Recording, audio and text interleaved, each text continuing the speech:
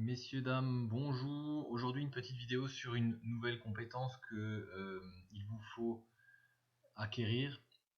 En fait, il s'agit de travailler avec un point et un plan. Et l'idée, c'est de trouver les coordonnées du point M', qui est l'image du point M par la réflexion de plan P. Alors, pour expliquer ça, déjà simplement, imaginez que le plan joue le rôle d'un miroir ou d'un miroir, ça c'est une bonne image. Et puis le point M se trouve d'un côté du miroir et on aimerait calculer les coordonnées du point M' qui se trouve donc euh, symétrique, enfin réfléchi par rapport au plan. En allemand, je crois, on dit durch P gespiegelt. Donc à travers le plan P, on va donc réfléchir le point M pour obtenir le point image M'.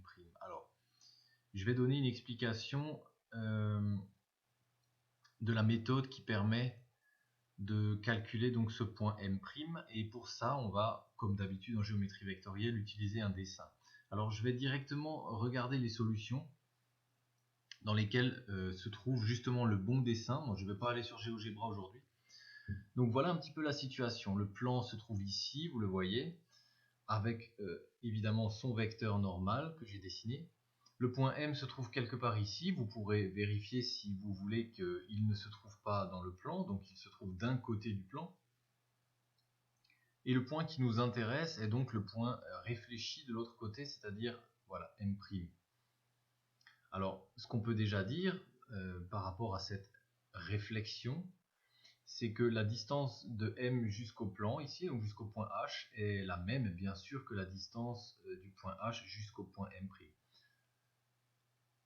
Alors, ce point H, nous ne le connaissons pas, et c'est d'ailleurs la première chose que nous allons calculer, c'est les coordonnées de ce point H. Si on arrive à déterminer simplement les coordonnées de ce point H, on aura fait 90% du travail.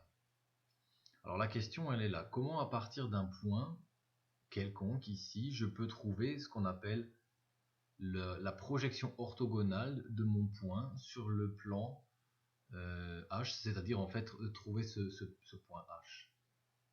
On a déjà vu ça sur une droite, donc on sait, vous savez normalement calculer la projection d'un point sur une droite. Mais maintenant, on va calculer la projection de ce point sur le plan P. Alors, comment ça marche? On va déjà dire, donc ce point H s'appelle encore une fois projeté orthogonal de M sur P. Donc, je note X, Y et Z, les coordonnées du point H. Et en fait, ce que je remarque, c'est que ces trois points, M', H et M, se trouvent sur une droite. On voit bien cette droite. Et cette droite, on la connaît exactement. Pourquoi? Parce qu'on connaît un point de cette droite, le point M ici. Alors on ne connaît pas H et on ne connaît pas M', d'accord? Mais on connaît le point M de cette droite. Et on connaît également un vecteur directeur de cette droite. Si vous regardez bien le dessin, un vecteur directeur pour cette droite est le vecteur normal du plan, puisque justement on a dit que le point H, ici à cet endroit là, il y a un angle droit. C'est donc cette idée de projeté orthogonal. Alors qu'est-ce qu'on va dire? On va dire que l'équation de la droite MH, même si je ne connais pas le point H, je peux l'écrire, je peux dire voilà, j'ai une équation paramétrique de cette droite passant par le point M, donc j'utilise ici les coordonnées du point M que j'écris en composant, donc pour avoir un vecteur position. Et ensuite, comme vecteur directeur de la droite, j'utilise les composantes 4, moins 3 et 1 du vecteur normal de mon plan. Vérifions dans le texte, le vecteur normal de ce plan, c'est bien 4, moins 3 ici, et puis 1 devant Z, c'est correct. Donc 4, moins 3 et 1. Donc voilà, j'ai une caractérisation précise de ma droite ici verticale. Et finalement, le point H, maintenant, se trouve à la fois sur cette droite qu'on vient d'écrire et à la fois sur le plan. En fait, le point H est le point d'intersection de cette droite que je viens d'écrire avec le plan. Et on sait, en principe, calculer l'intersection entre une droite et un plan. Alors, pour faire ça, je vous rappelle comment ça fonctionne. Je dis que mon point H se trouve sur la droite verticale. Ça veut dire, au lieu d'avoir maintenant x, y, z pour le point H, je sais que l'x du point H est égal à 0 plus 4 fois k. Puisque le point H, comme je l'ai déjà dit, se trouve sur cette ligne. De même, l'y du point H se trouve sur la droite, donc y ici va être 4 moins 3k. 4 moins 3k. Et le z va être moins 5 plus k. Donc on peut comme ça écrire les coordonnées du point H en utilisant une seule variable qui est donc le paramètre de la droite, comme on fait d'habitude en fait. Donc voilà mon point H avec maintenant un seul paramètre au lieu de 3. Et je vais dire que ce point se trouve également sur le plan, donc il va vérifier l'équation du plan. Ça veut dire quoi? Ça veut dire que je regarde encore une fois l'équation du plan qui est 4x moins 3y plus z plus 4 égale 0.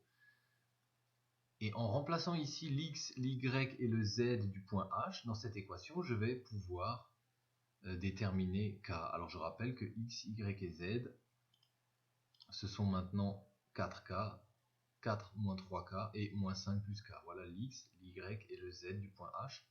Je remplace dans l'équation du plan, donc 4 fois l'x, moins 3 fois l'y, plus le z, plus 4 égale 0.